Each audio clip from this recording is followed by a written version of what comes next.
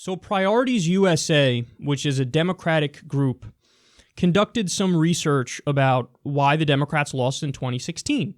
Now, I actually want to give them some credit for that because, corporate Democrats have really been working overtime to not look in the mirror in any way. They don't want to do an autopsy. They don't want answers. They want to scream about Russia. They want to scream about James Comey. They want to scream about the FBI. They want to scream about Jill Stein and Gary Johnson, and they want to say, that's what we lost because other people and the voters fucking racist, sexist assholes. They don't want to look in the mirror and say, what did we do? What did we do wrong? Why did we lost to this reality star buffoon who was caught on tape saying, I grabbed him by the pussy, I don't even wait. We lost to that guy. Wow, we must be doing something really wrong here. They didn't want to do that. Well, Priorities USA did look into that, and they found some interesting stuff. So I'm only going to give you some of the findings here. There's a lot more findings if you want to go and check out the report yourself. But first of all, how many voters went from President Obama? So they voted for President Obama, and then they switched to voting for Donald Trump. Now, if you listen to, corporate media, they'll never bring these people up. They'll never discuss these people. They don't exist. Nope. If you voted for Donald Trump, you're just a far-right douchebag, and you're sexist, and you're racist, and you're deplorable, and that's it. That's it. So there's nobody could have voted for Donald Trump because he was actually more populist in his message on economics. Because he said, I'm against NAFTA. I'm going to renegotiate NAFTA. I'm against TPP. Hillary's for TPP. Nobody voted for Donald because he kept saying he's going to do an infrastructure bill and protect Social Security and Medicare, right? Nobody voted for him for that. I mean, this is what the corporate media will have you believe. They just want to say everybody who voted for him is an idiot and they're deplorables and that's it. Well, no, a lot of people were duped by his economic populism. Now, look, at the end of the day, it was fake populism. He's not actually a populist. He's appointing Goldman Sachs everywhere, and he is cutting Medicaid everywhere. And so he was a liar, no question. But that message was one that resonated when he did the fake populism. So how many voters? What are you thinking? Maybe 50,000 voters went from Obama to Trump? Up to 9.2 million.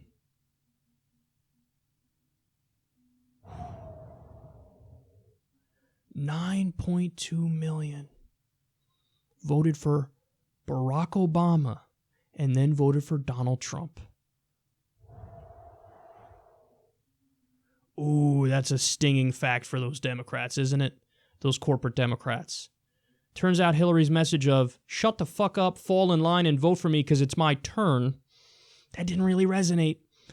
Now, when they were polled, this group of, voters who went for Obama and then went for Trump, when those people were polled and they were asked, who favors the rich?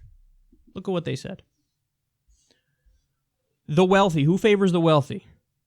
Trump, 21% say he favors the wealthy.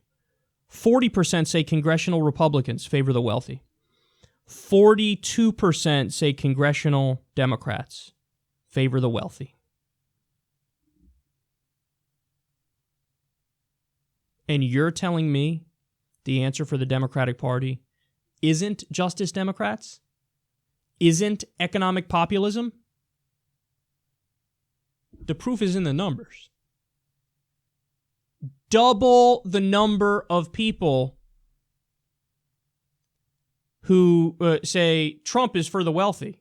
Say the Democrats in the House are for the wealthy. Think about that, man. Think about that. Oh my God, that's crazy. Now, that's not true. But it's your job to point out that it's not true.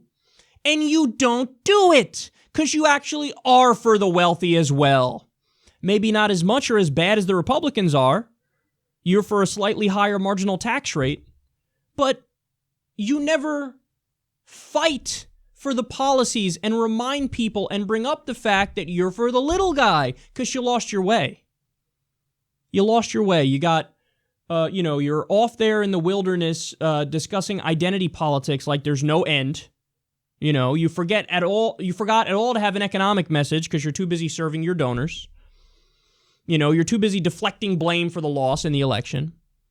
The answer is right in front of you. You need to go out there and say, we're for Medicare for all.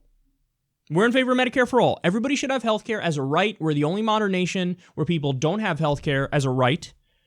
So we have millions of people who are uninsured. 45,000 die every year because they don't have access to basic health care. We're going to fix that. We're for Medicare for all. That's the only answer. It'll cost less and cover everybody. And better quality of care. It's wins across the board. We're for Medicare for all. We're for the people. The Republicans want to take away your health care. We want to give everybody health care at a lower cost. You have to say you're for Medicare for all. You have to say you're for free college. You have to say you're for a living wage. You have to say you're for a new deal to create jobs. You have to say you're against the outsourcing with all these crazy corporate trade deals. Why don't the Democrats say we're going to renegotiate NAFTA? Because Trump ran on that. Now, granted, he's not doing it, but he ran on, hey, NAFTA sucks. Democrats never say that, ever. Why don't you go out there and say, we're going to renegotiate NAFTA, we're done with TPP, we're not going to do a single goddamn trade deal that makes a single U.S. worker lose a job? Where are you saying that? You're not saying it. If you're for a new deal, an infrastructure bill, talk about it. You don't talk about it. Donald Trump talks more about an infrastructure bill when his bill is a ruse because he wants to just give it all to his friends in private companies, give them the contracts and make them rich. That's what his is about. It's a scam. Why don't you talk about infrastructure? You don't talk about it because your strategists suck and you suck. You're worried too much about what your donors want and you don't care about the people. Well, that's why Justice Democrats is here. We're here to course correct. We're here to fix it. Justice Democrats, our candidates take no corporate money and no PAC money. We only raise from regular people, which means we are only beholden to regular people, which means we have a clear, principled philosophy. Now, you could either agree or disagree with it, but go read our platform and find out. Find out. I'll tell you right now, we're for ending the drug war. We're for re-regulating Wall Street. We're for a new deal. We're for a green technology revolution. We're for Medicare for all, ending the wars, free college, living wage. Look, we want to be the future of the Democratic Party. Make it a workers' party again. Make it a party of the people. And understand, this isn't just like we're preaching to the choir here. In fact, it's the exact opposite. Bernie Sanders is the most liked politician in the country. 61% favorability rating. He gets standing ovations in the deepest red states in America. Why? Because everybody knows, yeah, that guy's looking out for me. Even if they're a Republican, yeah, I kind of like that guy. I kind of feel like he's looking out for me. I would have voted for him. A lot of Republicans will tell you that. When you look at the opinion polls, 80% of the American people want to raise the minimum wage. If you fight for raising the minimum wage, Republicans are going to agree with you. Even 51% of Republicans are now for Medicare for all. So what are you doing? If you run a strong populist left campaign and you're principled and you will fight for those things, people will vote for you. Not just the Democrats, but many crossover votes. Independents will vote for you and Republicans will vote for you. We have a wave like nobody's ever seen before if we get our Justice Democrats elected. But here's the catch, and there is a catch. The catch is we're at a permanent institutional disadvantage. We just are, because guys like corporate Joe Manchin or corrupt Joe Crowley, they could go right to just a handful of billionaires or corporations, big money donors, or have their people do it and say, look, help us out. Cut us a check for a couple 100,000 or a couple million. And then they can raise, just like that, they could raise what it takes such a much longer time to raise because we're raising in tiny amounts from a lot of people.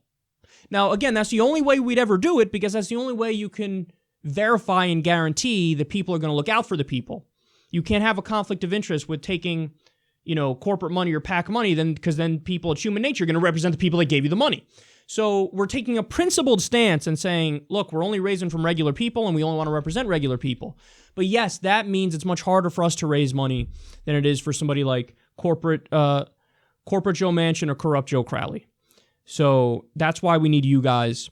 You already know we launched a bunch of our candidates. I've discussed them in detail. Cori Bush, Paula Swearingen, Alex Ocasio-Cortez. If you haven't seen those segments, go see those segments. If you haven't read about them, you can go to justicedemocrats.com and read about them.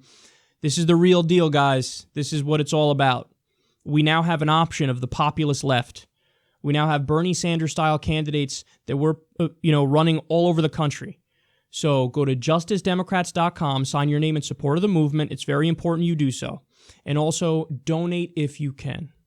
justicedemocrats.com/donate. It's very important. We can't do it without you guys. You are Justice Democrats. We are the wave of the future, so let's go get it.